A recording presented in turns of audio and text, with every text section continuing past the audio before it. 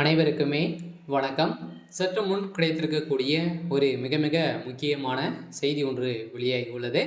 சற்று முன் முதல்வர் ஸ்டாலின் கார் விபத்து, துர்கா ஸ்டாலின் அப்போலோவில் கவலைக்கிடம், இது மாதிரி பார்த்தீங்கன்னா செய்திகள் வெளியாகிருக்கு.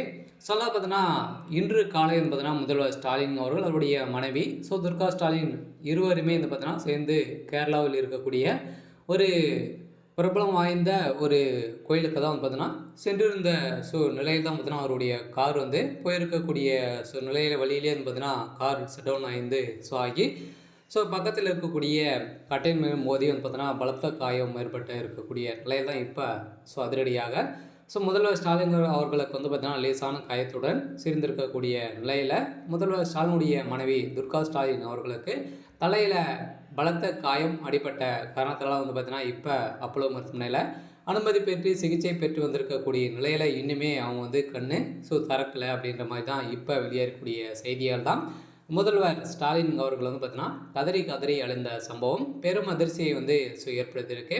இதை பற்றி இந்த வீடியோவில் நம்ம முழுமையாக பார்க்கலாம். அதுக்கு முன்னாடி நம்ம சேனலுக்கு இப்போ தான் நீங்கள் முதல் முறையாக வந்திருக்கீங்க அப்படின்னா மறக்காமல் நம்மளுடைய சேனலை சப்ஸ்கிரைப் பண்ணி சப்போர்ட் பண்ணுங்கள்.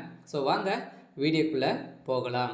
பார்த்தீங்கன்னா முதல்வர் ஸ்டாலின் அவர்கள் பார்த்தீங்கன்னா இன்று காலையிலே அவசரமாக சென்றிருந்த நிலையில் பார்த்தீங்கன்னா அவருடைய கார் விபத்துக்குள்ளே உள்ளாகியிருந்தது.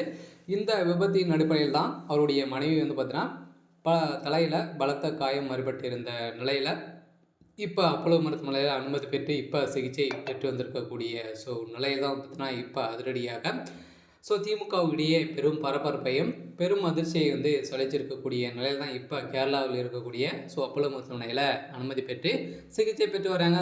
உதயநிதி ஸ்டாலின் அவர்கள் பார்த்தீங்கன்னா இப்போ முதல்வராக பொறுப்பேற்றிருக்காரு இன்று மட்டும்.